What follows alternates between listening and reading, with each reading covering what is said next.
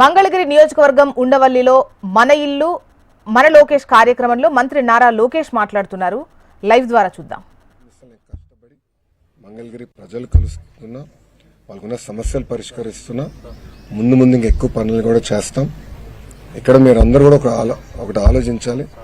దశాబ్దాలుగా పట్టాలు కావాలి మాకని ప్రజల కోరిక.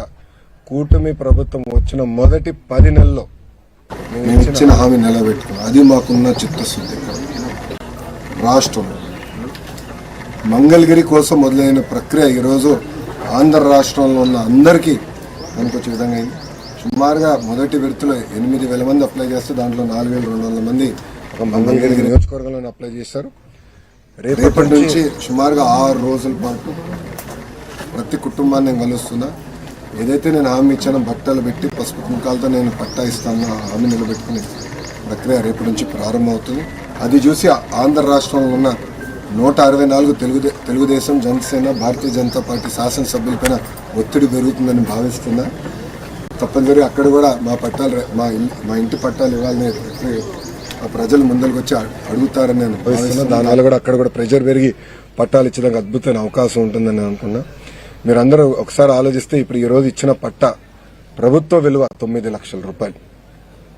9 లక్షల రూపాయలు ప్రభుత్వ విలువ. ఇంకా మార్కెట్ విలువ ఎంతో మీరే అంచనా కట్టచ్చు.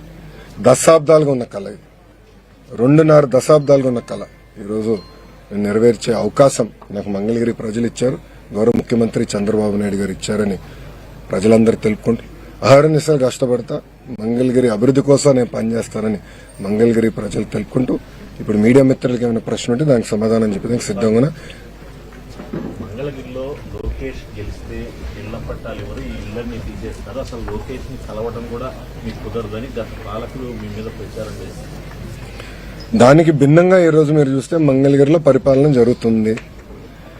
ఇల్లు తీసేస్తాం కాదు, ఉన్న ఇళ్లకే మేము రెగ్యులరైజ్ చేసి పట్టాలు అందజేస్తాం జరుగుతుంది.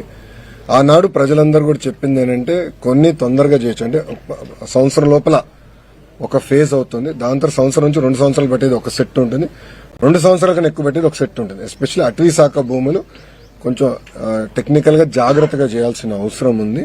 అది టైం పడుతుందని నేను చెప్పా.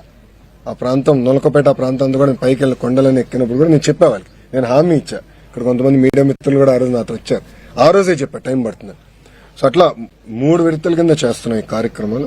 సో మొదటిది ఇప్పుడు ఇచ్చేది సుమారుగా 3,000 పట్టాలు, అంటే 150 గజాల కన్నా తక్కువ ఉన్న స్థలాలు 3,000 పట్టాలు మేము వచ్చే 6 రోజుల్లో ఇవ్వబోతున్నాం. 2వ విడత వచ్చేగల ఎండోమెంట్ రైల్వే ఉంటుంది. 3వ విడతలో మిగిలినవన్నీ కొండపూరం మొక్క, ఈ మిగిలినవన్నీ వస్తాయి. అటవీ భూమి అవన్నీ దాంట్లోకి వస్తాయి. కాలువగట్ల మీద కొంత ఇబ్బంది కలిగే వాతావరణం కూడా ఎందుకంటే కాలువగట్ల మీద రెగ్యులైజేషన్ చేస్తే వెదర్ యాక్ట్ ప్రకారం ఎంత కూడా చెల్లుబాటు. వాళ్ళందరితో నేను చర్చిస్తున్నాను. ఇప్పటికీ ఒక నిర్ణయం మేము తీసుకోలేదు. ఆమోద్యమైన పరిష్కారం ఎత్తే బాధ్యత ఎన్డీఏ ప్రభుత్వం తీసుకుంటుంది, అంటే ఎలాంటి సందేహం లేదు. మీరు చూస్తే టిట్కో మోడల్ అనేది one of the best model, perfect గా చేస్తాయి. G+3 నేను కూడా అది చూస్తున్నా. కేవలం ఒకే దిక్కడ అందరిని తీసుకొస్తాం కూడా కాకుండా మొత్తం నియోజకవర్గంలో ఎక్కడెక్కడ భూముల్లో ఎక్కడ పొజిషన్ చేయాలని దానిపైన చాలా హోంవర్క్ చేస్తున్నాం. Master planning, design, traffic movement, ఉద్యోగాలు, ఉపాధులు ఎక్కడ వస్తాయి, మళ్ళీ ఇక్కడ నుంచి అక్కడికి వెళ్లాలంటే ఎంత సమయం పడుతుంది, మొత్తం డిజైనింగ్ చేస్తున్నా. సో అందరితో చర్చించిన తర్వాత ఆమోద్యమైన పరిష్కారం ఎత్తుకుతామని తెలుపుతున్నాం.